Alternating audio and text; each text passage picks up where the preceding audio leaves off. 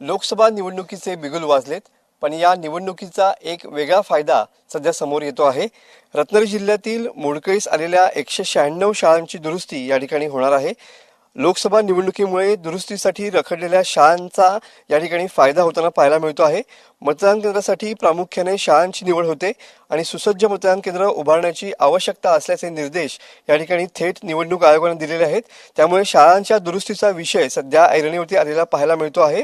रत्नागिरी जिल्ह्याचा विचार केला तर रत्नागिरी जिल्ह्यातील दापोली तालुक्यातील 15, खेडमधील 2, गुहागरमधील 42, संगमेश्वरमधील 39, लांजामधील 21, राजापूरमधील 20 तर रत्नागिरीमधील 18 शाळांचा यामध्ये समावेश आहे.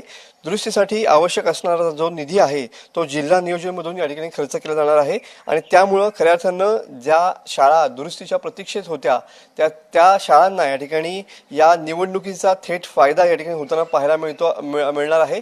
रत्नागिरी जिल्ह्यातील 196 शाळांच्या दुरुस्तीचा विषय जो आहे तो या ठिकाणी ऐरणीवरती आलेला आहे आणि त्यामुळं ज्या शाळा दुरुस्तीसाठी आवश्यक होत्या त्या शाळांना या निवडणुकीच्या मतदान केंद्राचा फायदा या ठिकाणी होताना पाहायला मिळणार आहे. या शाळांच्या दुरुस्तीचा विषय जो आहे तो या ठिकाणी ऐरणीवरती येणार आहे आणि त्यामुळे या शाळांना नवा साज या ठिकाणी चढताना पाहायला मिळणार आहे. कॅमेरामन समित गजनेसह मी मनोज लेले, TV9 मराठी, रत्नागिरी.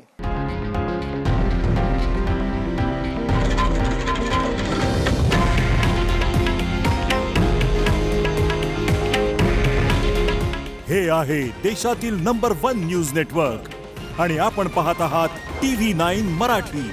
काळजी तुमची, हित महाराष्ट्राचं.